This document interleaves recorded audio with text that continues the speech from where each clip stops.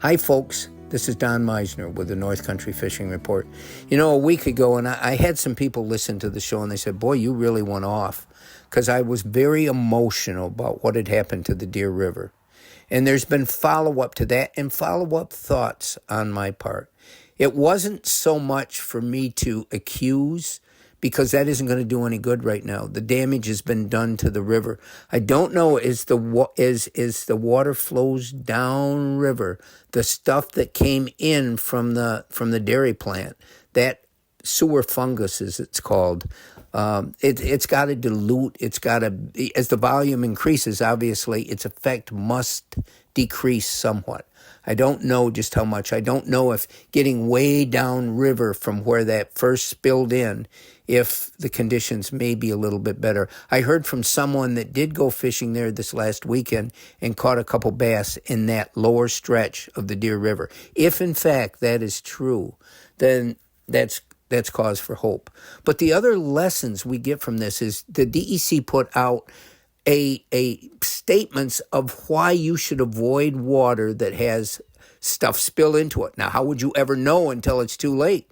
If you don't know this and you go to your favorite spot and you're waiting, you don't realize that this can have great effects because it goes in your skin, and our skin is porous. And so they warn against going swimming or even wading in water like this where your skin is exposed. After you get out of the water, you have to really wash your hands and make sure that while you're in the water, you don't submerge your head. You don't want to take any of that water into your pores or swallow any of it, because who knows what it can do.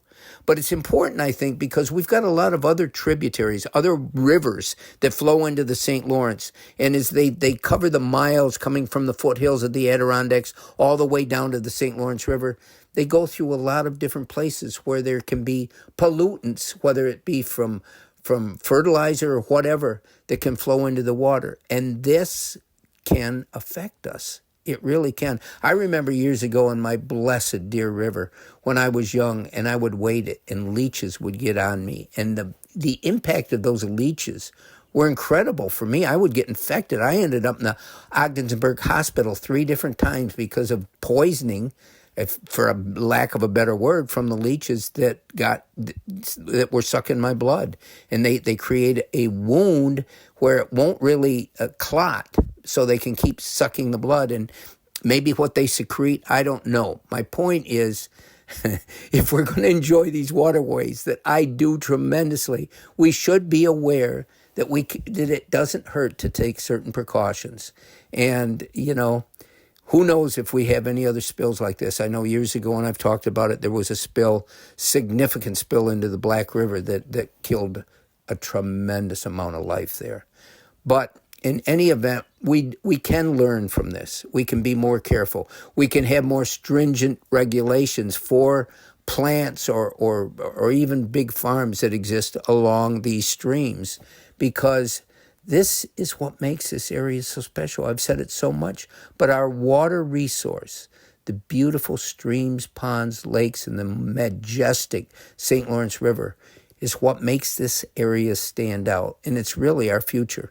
So again, it's our lesson from this DEERE River spill is just to be more aware, be watchful, and we all need to work together on this. Until next time, this is Don Meissner with the North Country Fishing Report.